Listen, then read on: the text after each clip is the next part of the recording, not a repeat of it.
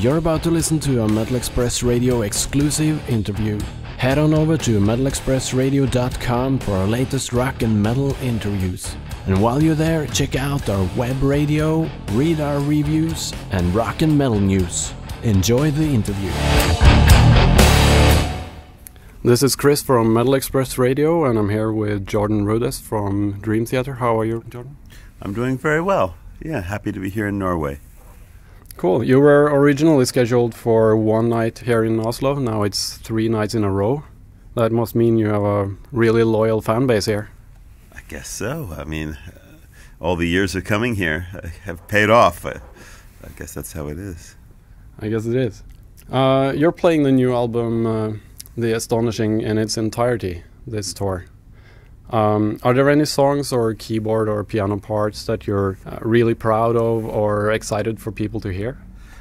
Well, I mean, actually, this whole album I'm very proud of. It's an album that was really done in a different way than what we've ever done before.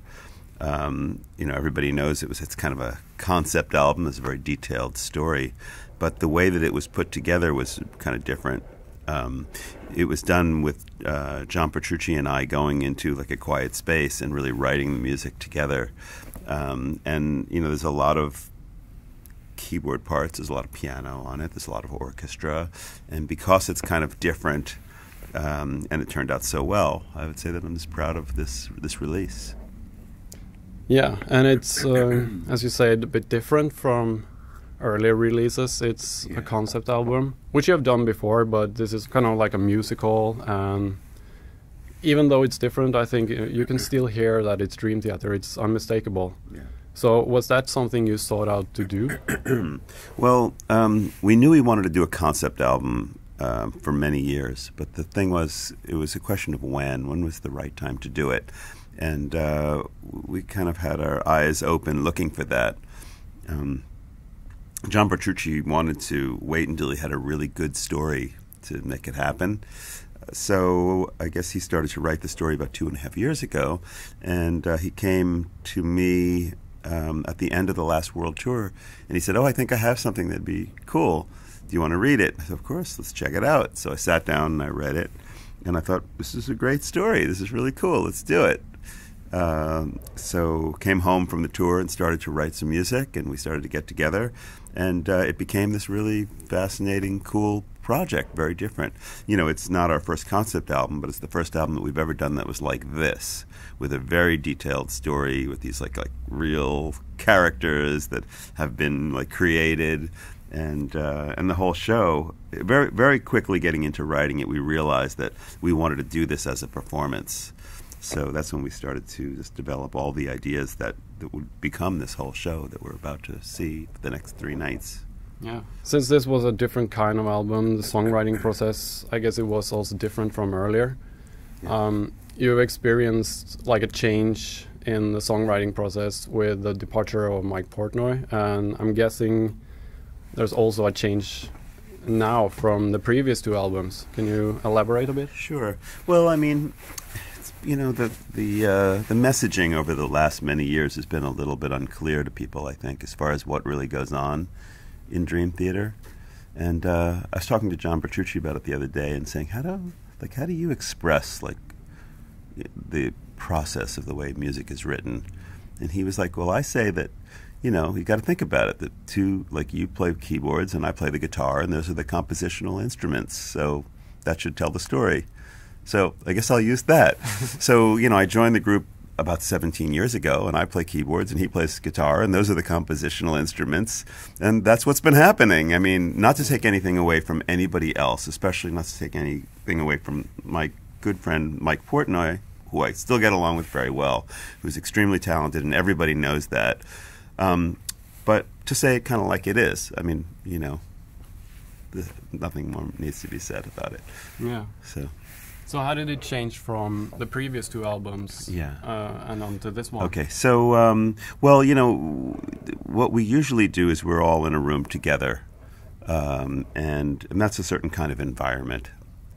It doesn't mean that the composers of the music necessarily change, although whereas sometimes we'd be open for, an idea or a riff here or there. This time we really weren't asking for that. Yeah. So we just decided that the best way to do something that was this focused was to just kind of like say, what, guys, let's not do that. Let's just allow us to be in a room and just write this music. So in a way it was similar because we're writing the music anyway, but in a big way it was different because we were in a very focused environment, just, working this way.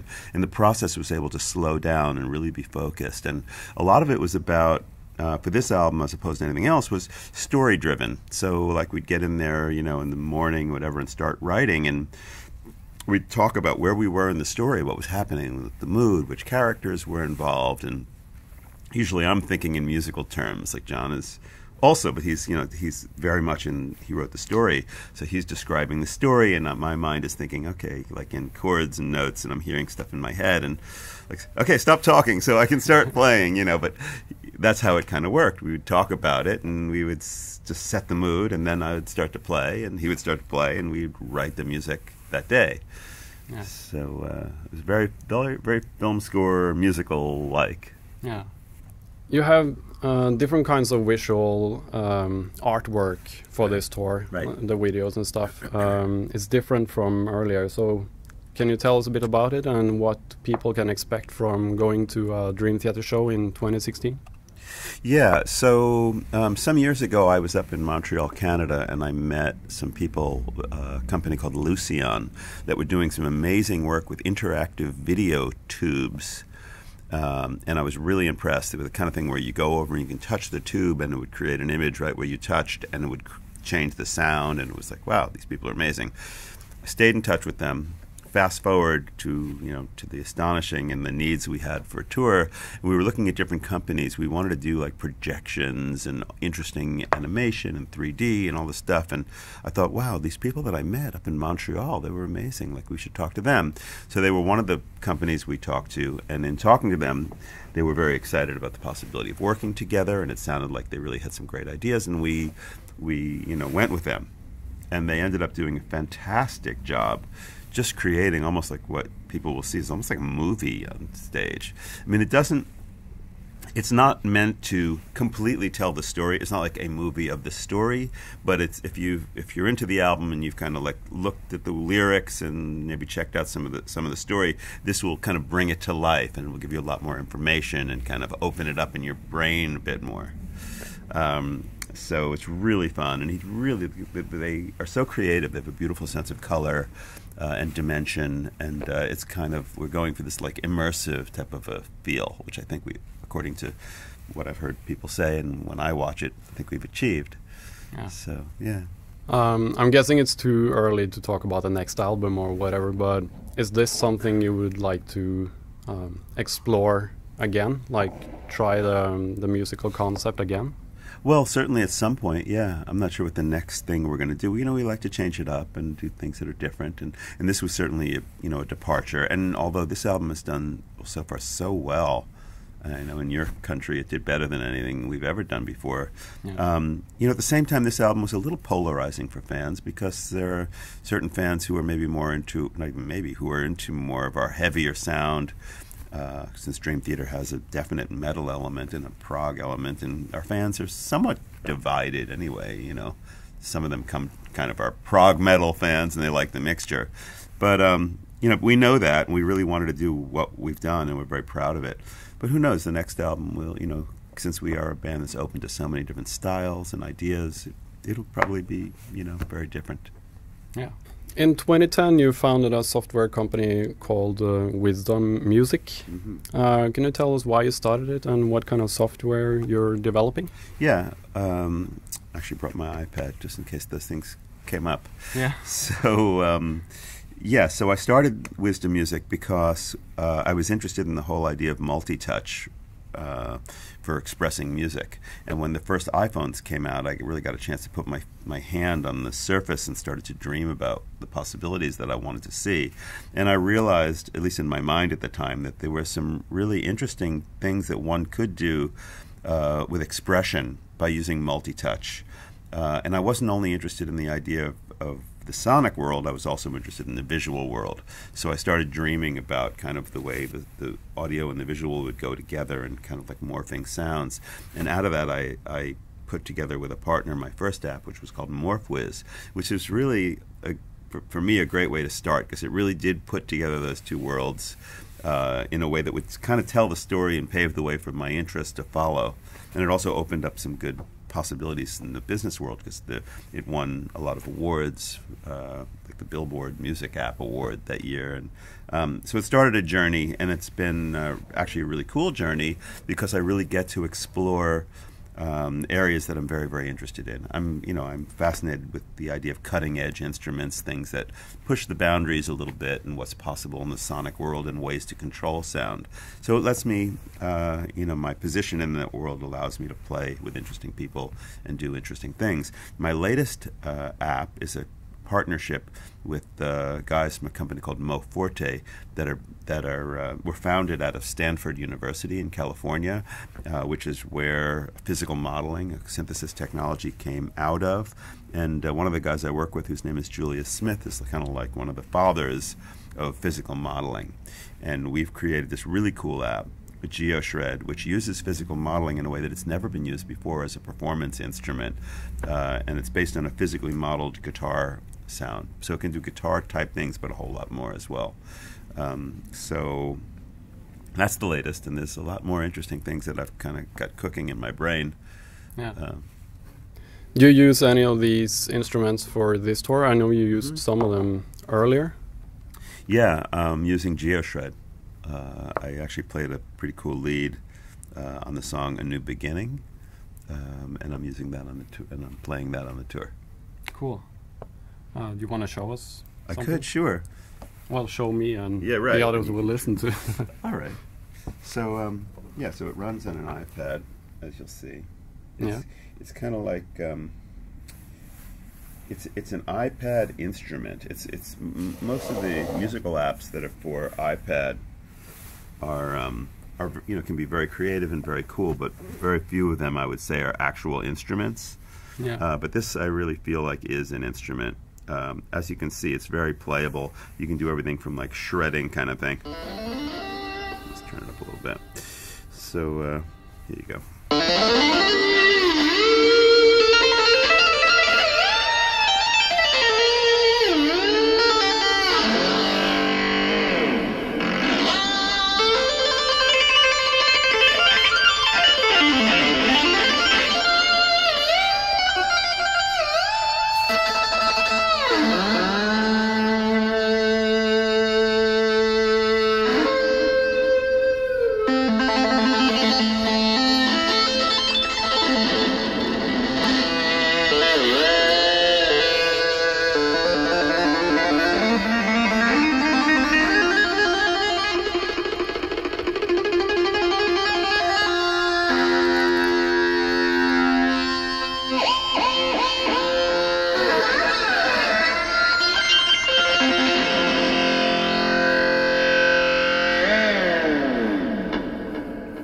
That is awesome. Fun, right?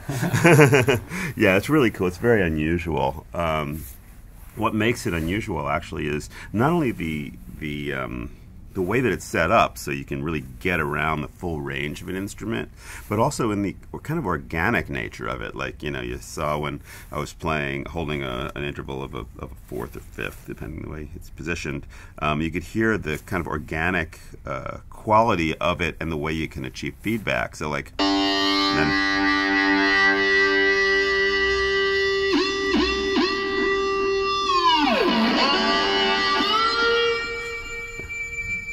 I mean, that doesn't happen on any ordinary instrument, but because of the way it's modeled, it can happen. Yeah. So it really is a very similar experience as a player to be able to control. It's like when you play an electric guitar and there's a lot of distortion on. One of the really cool things about it, one of the things that makes it unique, is the technique is partly about harnessing this instrument that is capable of kind of like getting out of control. So there's a lot of the playing an instrument like the rock guitar is very much about controlling the instrument, right? Whereas playing like a keyboard is generally about picking notes and harmonies, and things are very much within a certain framework. But with this instrument, you can put it in a state where it can easily get out of control. So that's why it kind of feels like, it's got that energy about it. So, and beyond that, you can do things that are, again, guitar-like, but you can achieve them, perhaps I would say, in an easier way. Like a sound like this is cool because I call it the Fripper finger swell, because it's very much like a Robert Fripp type of thing. But you can really control the harmonics that are happening. When your finger first goes down, it doesn't have any sound. And then as you move up, it'll bring in a sound. And if you use this pad, it starts to play with the harmonics.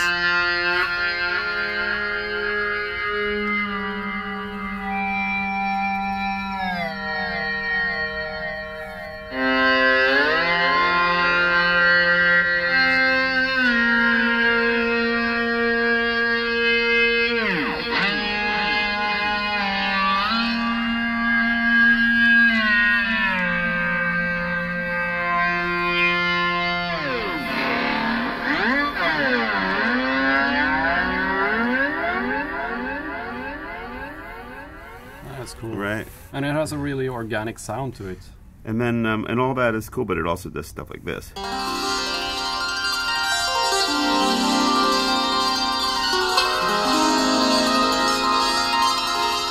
And that goes into a whole nother area, but still using the mechanics of a guitar, actually. Yeah. Like, just as a simple explanation of what's going on, it's using the kind of like an arpeggiator on a synth, but every note that's played uses a different position of the bridge and uses a slightly different physical material between nylon and steel, and you can really play with the activity of the sound with very fine increments. Yeah. So, did you sample real instruments for? There's no sampling. There isn't? No, it's not sampling. Wow. It's physical modeling, which is a different thing. It's all done with advanced math. Yeah. That is awesome. Cool, right? Thank you for showing us. You're welcome. That's cool. Showing me, actually. Yeah, right? Cool. That's why I brought it. Yeah.